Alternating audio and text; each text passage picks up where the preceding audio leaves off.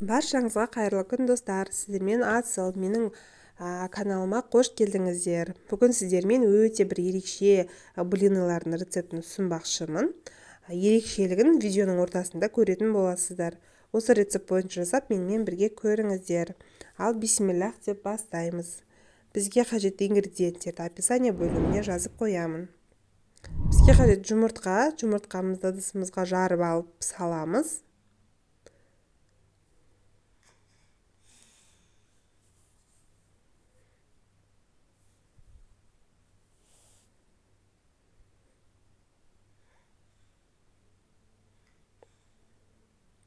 Жұмыртқамызды салған соң үстіне қантымызды салып, жақсылап бір келкі масса болғанға дейін венчикпен араластырамыз.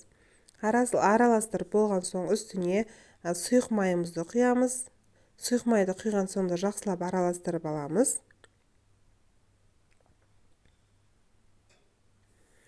Барлығы бір массаға енуі қажет. Егер де менің каналыма тіркелмеген болсаңыз, каналыма тіркеліп, лайк басып қолдап кетулеріңізді сұранамын.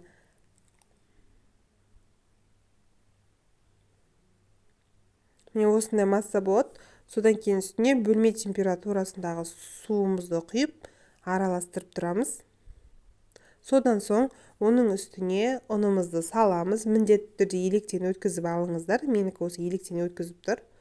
Содан соң ешқандай да түйіршігі қалмайтындай міне видеода көрсетілгендей етіп араластырасыздар. Ешқандай түйіршік қалмауы қажет. Содан соң қайнап тұрған суымызға бір чай қасық содамызды саламыз. Сол кезде қайнап тұрған суға салсаңыздар, соданың дәмі блинчиктарда білінбейді. Одан соң бір қолымызбен араластыра отыра суды құйып, осындай сұйық масса дайындаймыз. Бізде осындай сұйық масса болып шығады. Содан соң алдын ала қыздырып қоямыз сковородкамызды. Қызып тұрған сковородкамызды майлап аламыз. Жақсылап майды бір-ақ рет жағасыздар басында, одан кейін жағудың қажеті жоқ. Содан соң блинымызды құйып, жұқа етіп құйсаңыздар, әдемі болып шығады. Міне барлығын видеодағыдай жасасаңыздар, сіздерде әдемі блинылар шығады. Осындай ажурный болып шықты, прям әдемі болып. Ерекшелігі осы, құрамында ешқандай да сүт болмайды. Сумен жасаса да қатып қалмайды.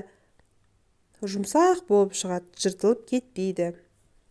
Барлықтарыңызға ас болсын.